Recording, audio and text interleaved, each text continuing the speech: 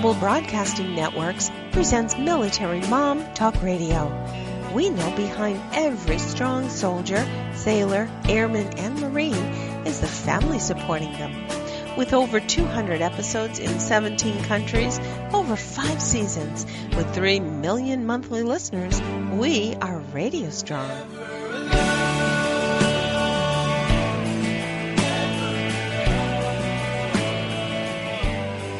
We're here to share resources and experts on topics important to you, the military family. Join us. We've got another great episode starting right now. Here are your hosts, Sandra Beck and Robin Boyd. Hey mamas, this is Sandra Beck and this is a special episode of Military Mom Talk Radio. Now I've got a real big treat for you today because my lovely co-host is Linda Kreter and she is on my sister show, or our sister show, Military Network Radio, and we're going to talk about a really important topic for parents today, especially parents of exceptional children.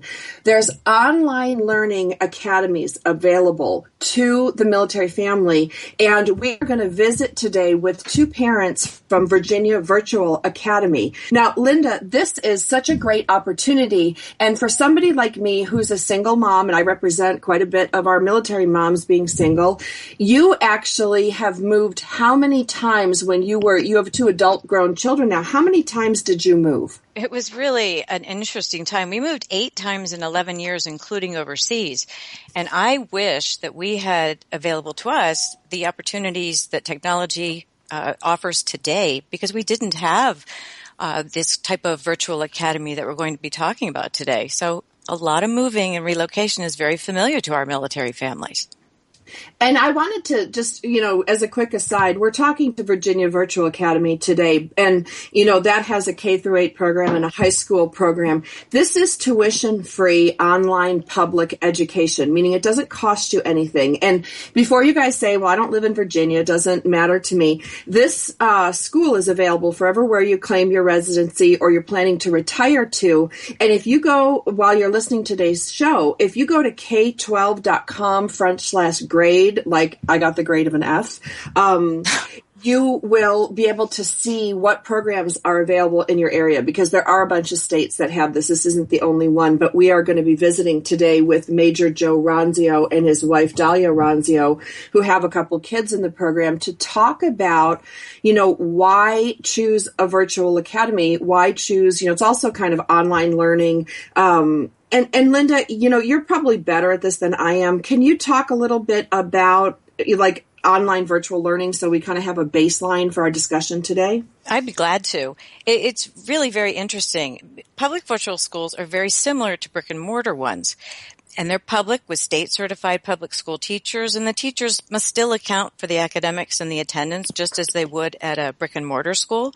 But the advantage of virtual schooling is that the curriculum is tailored to the students, whether they're gifted or in need of special support in certain subjects. Their flexibility is a huge advantage, especially to military students, because of the frequent relocations. You also want to seamlessly continue educations when you do relocate, and very importantly, the children want to be available when mom and dad are home on leave or return from deployments. I think people forget that many duty assignments are stateside, but they're still away from the family, and they're during the school year. There's other benefits too. The teachers are passionate about their topics, and all of us know the difference a good teacher can make. Coursework is sent directly to them, available online. Parents are closely involved, and so are social activities, routinely scheduled and undertaken. Best of all to me, as I was learning more about this and wishing that I'd had it when my children were little, virtual schools can instill a love of learning that will last for a lifetime. When the academic and social needs of your child are addressed, it becomes, in the way of the military, a mission for education and excellence. And we will have our guests give their stories shortly, and you'll hear directly from them how this virtual schooling is a great fit and intriguing to consider for military families. Sam, you want to talk more about some of the myths of online schools? Yeah, because, it kind of parallels some of the homeschool myths. And, I know before I did a bunch of shows on Military Mom Talk Radio about online learning, and I actually was a distance learning teacher many years ago in tech. And, we called it distance learning now. Now it's online learning, virtual learning. There's lots of, different words kind of that talk about the same thing. But the biggest criticisms are like that these students lack socialization, they don't have good social skills. But, these schools provide trips to museums and parks, they have clubs and social events. One of the other things that I hear a lot is, well, you're just going to sit on a computer all day, which my kids do anyway with their video games. But so I don't know why that's such a big issue. But a lot of people do, worry that their kids are just going to sit on the computer all day. In reality, it's like, only about 30% of that is online in a typical 6-hour, school day. The other thing that I think is important to note is that in this case, Virginia Virtual Academy and many of the other online academies that operate outside a traditional classroom, they have to still take the Virginia State Standardized Test. Right. So, it's not like you have this willy-nilly free-for-all education program. There's really, it's a structured school. It's just taking advantage of what technology has to offer. Absolutely. And I think it's really important to remember in our military communities that things are a little bit different for the military child. And to consider some of these online schooling options are very important. Let's go over some stats. The children in military families tend to move 6 to 9 times during their childhood. So if they can be online education, it goes where they go. Very importantly, no two MilKids are alike. So if you can tailor a program to meet the independent needs of each child and their learning styles, because not every child learns the exact same way, you're really addressing the customization that is not possible in many brick and mortar schools. It's flexible, and in the case of some of our guests today, you will find out that the flexibility and the subject matter content is far and wide over what is offered in public school curriculums. And in many schools, as you know, music and arts, sports training, languages are being removed. And that's a shame. So this is another advantage. So one final thing we want to mention, because it's important to one of our guests, reserve and guard component families are not always considered or recognized as part of the military family population with the MilKids. But in the recent 9/11, post 9/11 active duty, the Guard and reservists have been deployed in record numbers. And so we have a great number of military children who would benefit from taking a look at some options in educational learning. Well, especially if you're frustrated, Absolutely. I'm just going to say it flat out. I live in a rural community, so our choices are limited. And one of the gals who worked for me put her child in virtual learning. And at first I was like, I wonder how that's going to work. Well, it allowed her to have time to practice her oboe. She likes to practice for hours and hours. Mm-hmm. She could travel and, see her family and see her dad, things like that a traditional school would be really frustrating. And so I'm really excited, Linda, today to bring on Major Joe Ronzio and his wife, Dalyah. Hey, Major Joe and Dalyah, welcome to the show. Thank you. Thank you. So, Joe, I'd like to ask you a little bit about your background and your military career so people can kind of know who they're listening to with respect to online education. That's the fun part. I actually started into a 20-year civilian career before going into the military, and then I went into the military in 2005, served active duty at Pope Air Force Base. I'm a Medical Services Corps officer. In 2008, I went IRR to accomplish my doctorate in health sciences, and I've been serving in a reserve capacity since. That's great. That is terrific. Dalyah. Dalyah is Major Joe's wife and mother of their children, their 2 children, Xander and Lisbeth. Dalyah, tell us a little bit about your background. My background is that I went to school and actually got a degree in aerospace engineering. And from there, I went into strategic consulting and global project management, working for companies such as StrideRite on Gillette on global IT projects and knowledge management areas. I've done some adjunct teaching for major universities. And when my husband joined the military, we took some time off, and I am now currently home with the children and working on their education, as well as volunteering as the key spouse for my husband's unit. That's as well as a few other volunteer things. So I would say, That's like, great. education is pretty important to you guys. Yes. Now, you've got two children, Xander and Elizabeth. How old are they? Xander is 6 and Lizzie is 10. Okay, so you've got elementary school age kids like I do. Can I ask you why you chose Virginia Virtual Academy? Of all the different online services out there, why Virginia, or they call it Vava? I just want to go Vava boom. But why'd you choose Virginia Virtual Academy? Well, I chose Vava because when we were looking at options for schools, we started researching what public school options were available and what different options were needed. Lizzie is, highly gifted. We had her before we moved to Virginia in full-time immersion programs, and she had recently was accepted into a full-time gifted and talented program that she would have participated in before we moved to Virginia. When we moved to Virginia, we had looked at schooling areas that had gifted and talented programs. When we put her in the schools here, we found that she was doing work that she'd been doing since preschool. She wasn't giving new material. She was given more material, and she was spending about 5 to 7 hours of her day reading. So she'd leave at 7:30 in the morning, and she would get home until about 4:30 in the afternoon.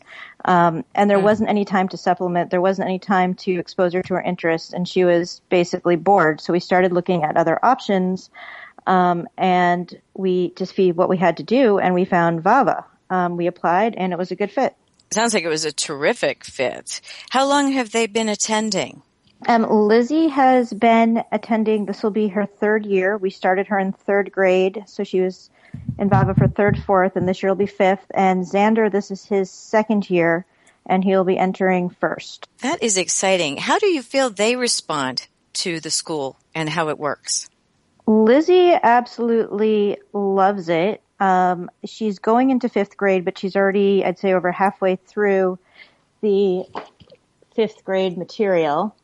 And she enjoys being able to go deeper into like the sciences and the history and explore their topics and have it be very immersive. It's very adaptive to how she learns. And Xander, I'd say the same way. He thought kindergarten was fun. He looked forward to it. He begged to do it on the weekends.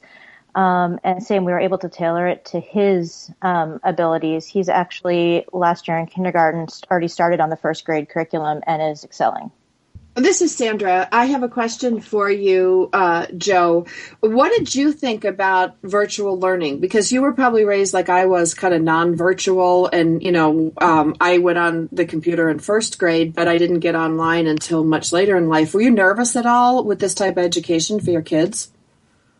Well, that was actually funny because I started my master's degree with a joint program online and in person. I completed my doctorate program online and in person. My concern was really about the elementary education piece and them being able to express that style of learning and level of learning adequately to a young child.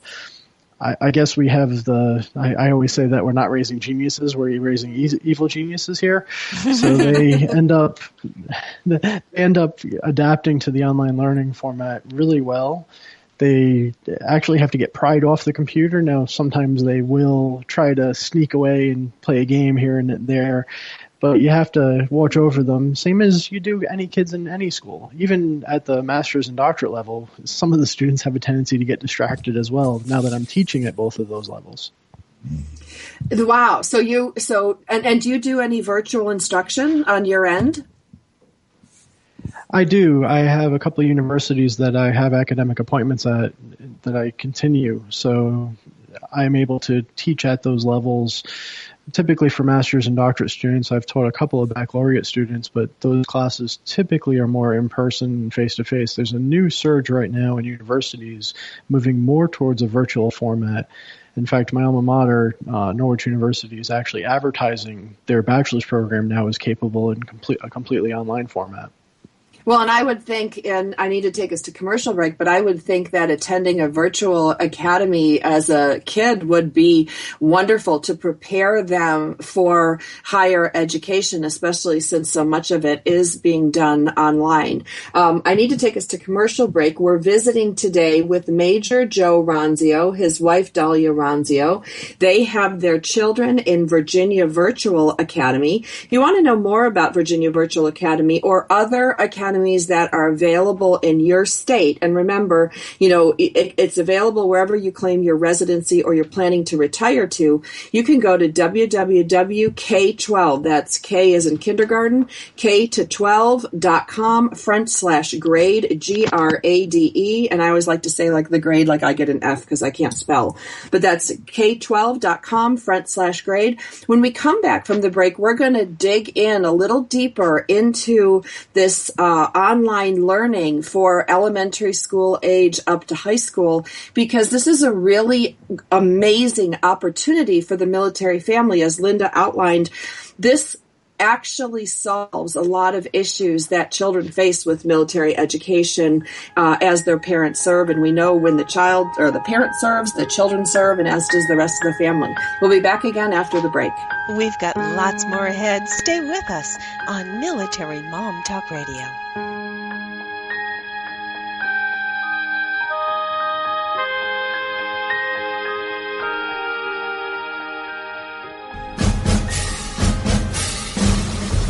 Hey moms, dads, and grandparents. This is Sandra Beck from Military Mom Talk Radio, and I know how hard it is to provide a great education for military kids. K-12 believes every child is uniquely brilliant. So to prepare them for college and succeed beyond high school, they deserve an education designed just for them. Learn more at k12.com/grade about enrollment. A child's brilliance comes in many forms. Some are curious, others inventive, some are analytical. K-12 is a full-time, tuition-free, online option to traditional public school. Taught by state-certified teachers, schools powered by K-12 provide an individualized education, enhancing your child's ability to succeed. K-12 programs teach to and embrace your child's unique brilliance. Students from K-12 powered schools go on to fine colleges and universities, enhancing their ability to succeed in life. Be part of the community of families who have succeeded with a tuition-free online K-12 education. K-12 welcomes students from grade K to 12. Visit k12.com/grade or call 855-628-9531 for more information about enrolling. That's k12.com/grade.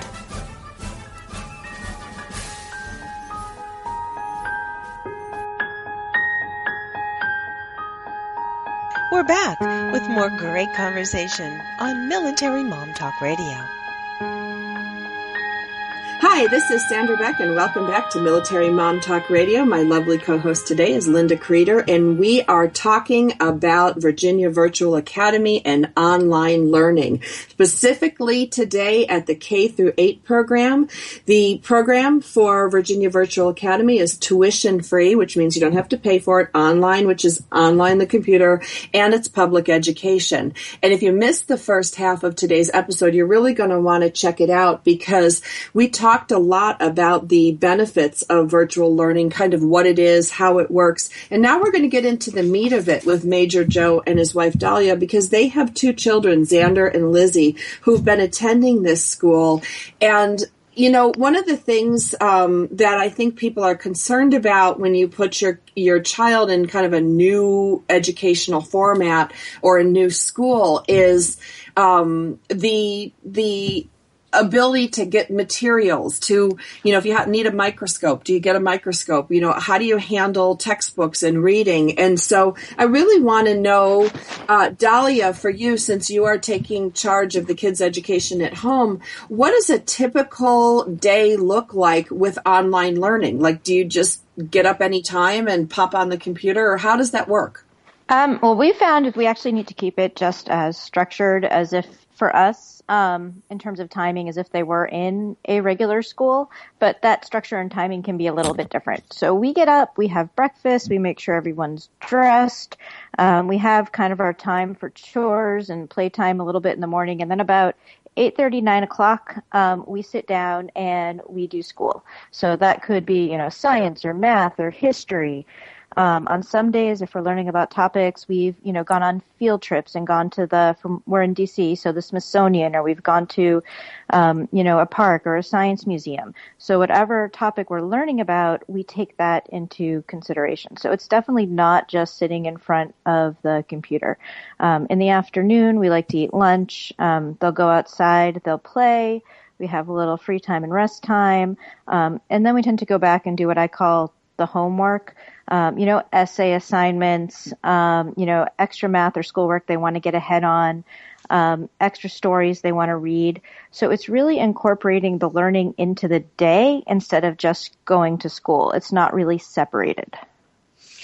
I have to say that when Joe mentioned that Xander wants to go to school on Saturday, that points to the fact that this learning modality for you all has just been a success, because the love of learning sometimes can get squashed out in our public school systems because you're, quote, teaching to the test, etc. And while you're all getting the same information in order to pass those tests, your children appear to be learning in a way that is exactly right for them.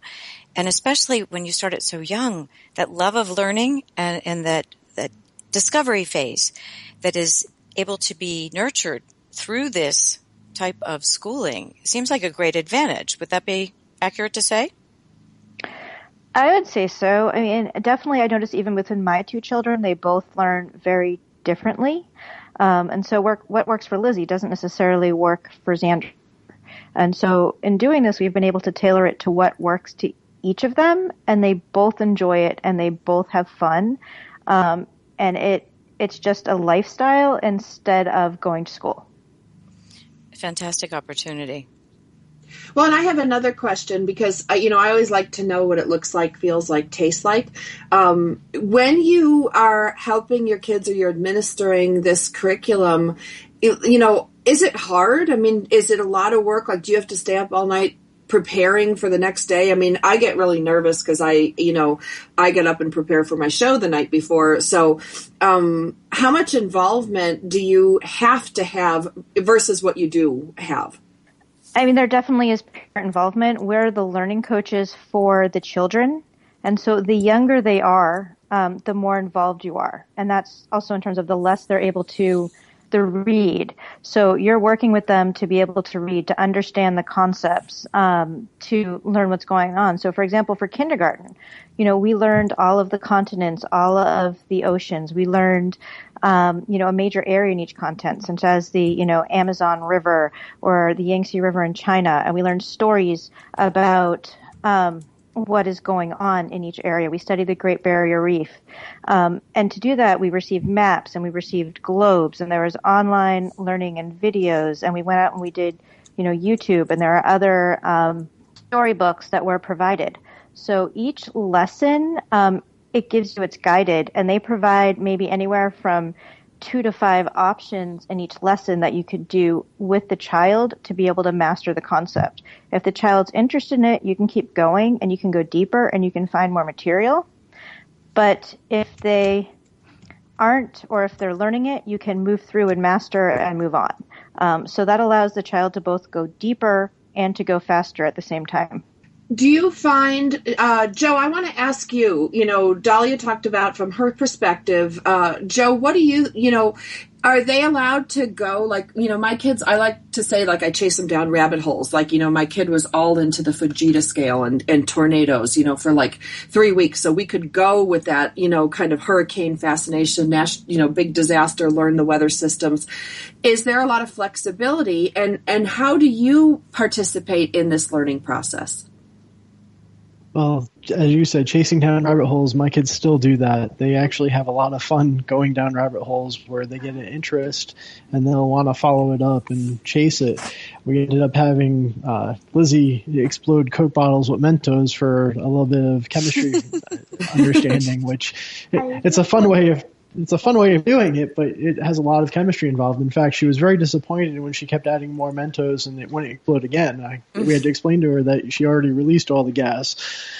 But I've been impressed with the amount of materials they give. When you said earlier, if you need a microscope, do you get it? Yes, you actually get all the materials, both the physical and the virtual materials that you'll ever need with all the books, everything that goes on for that lesson and for that year. It's been great to see. I'm able to participate. Again, I was deployed last year, so it was a little difficult for me to do things remotely. But while I'm home, I try to help out, at least to allow some of the rabbit holes with technology, science, math, engineering where possible. We're getting them to do a lot of software development learning. And yes, Lizzie is here right next to me while we're talking. So, Lizzie, can I ask you a question? Yes. Yes. What is your favorite subject right now that you're learning? Math. Math? And what do you like about math? It's fun. Oh, well, I'm terrible at math, Lizzie. That's like the worst subject for me. But I'm so proud of you that, you like math. Can you tell me what it's like to do your math homework? Like, do you sit at the kitchen table? How do you do your math homework? It depends on the place. Sometimes I do it in the car. Sometimes I do it at the kitchen table. Sometimes I do it at the desk.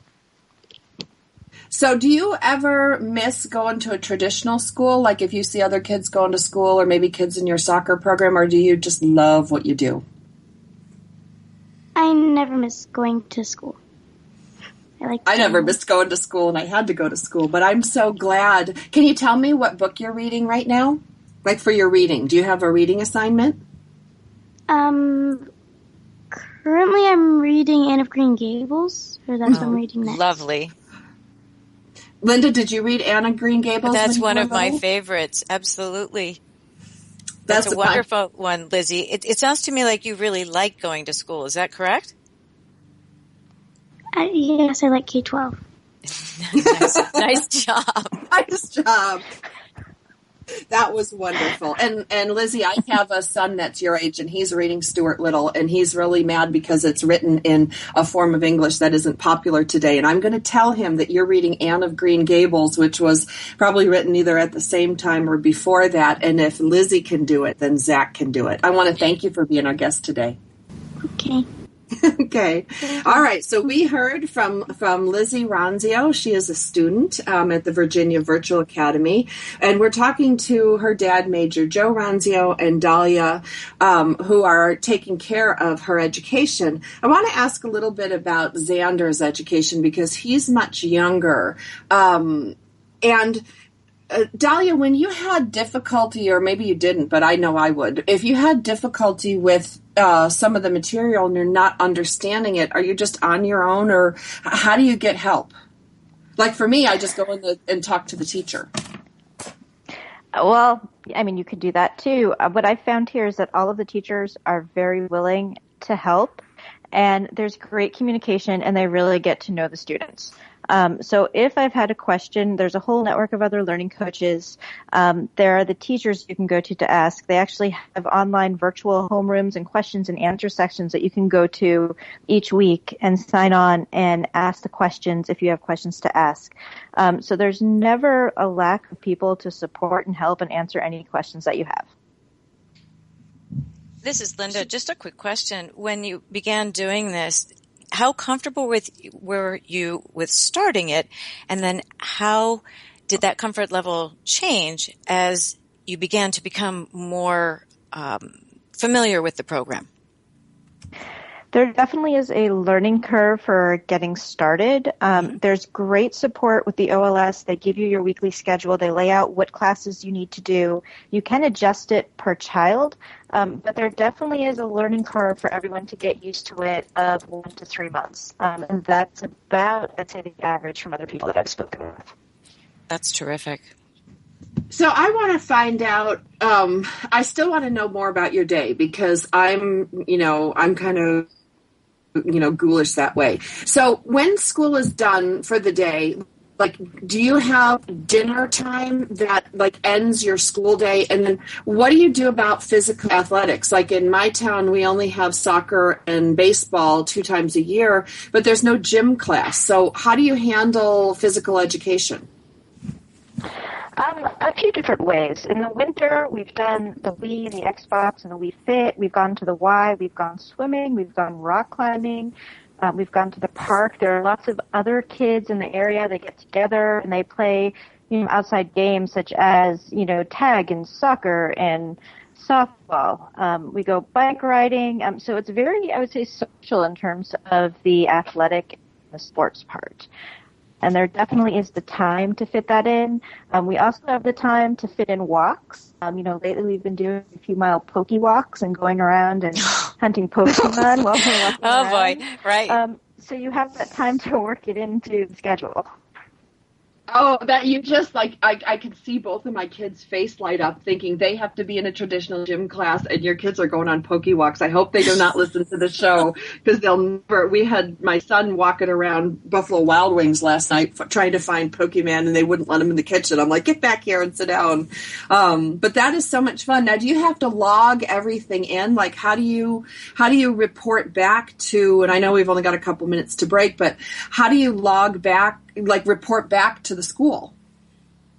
There's an attendance online, and there's also works with your, iPhone or iPad, and you can log what you do during the day. But for example, if you go to a museum and you're learning about science, you can log those hours as science. If you're going on a nature walk and you're learning about the bugs and the birds, and it ties back to your science or your history class, then you can count those times towards your lessons.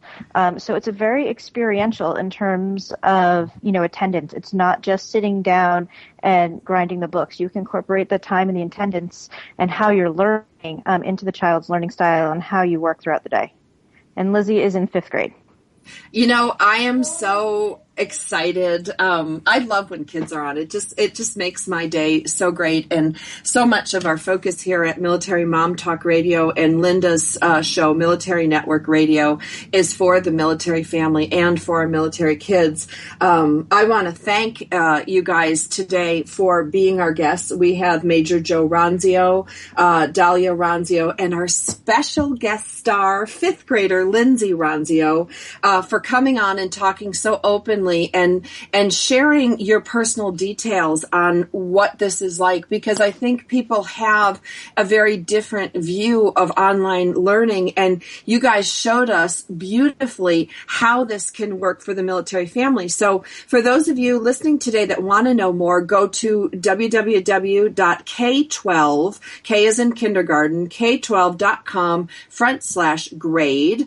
Linda, you got anything to wrap us up with? Because this has just been a great show. Well, I agree with you wholeheartedly, and thanks to both of the Ronzios. It was just really wonderful, and having Lizzie on was an extra bonus. The love of learning is what came through to me, and I think that's not something that just happens automatically. It's clear that this curriculum and the tailoring and the finding the style that works for your children really makes a difference. So thank you for sharing that with us today. I want to thank our guests today, Major Joe Ronzio, Dalyah Ronzio, our special guest star, Lizzie Ramsey. I want to thank also Virginia Virtual Academy for being our test monkey today and allowing us to poke around their curriculum. If you want to find more about Virginia Virtual Academy and other schools like that, please go to k12.com/grade. We'll be back again next week. Thanks for spending time with us today on Military Mom Talk Radio. We've got more than 200 episodes available to you anytime on iTunes or at our website, militarymomtalkradio.com. Find us on Facebook or Twitter. We look forward to another great conversation with you on Military Mom Talk Radio.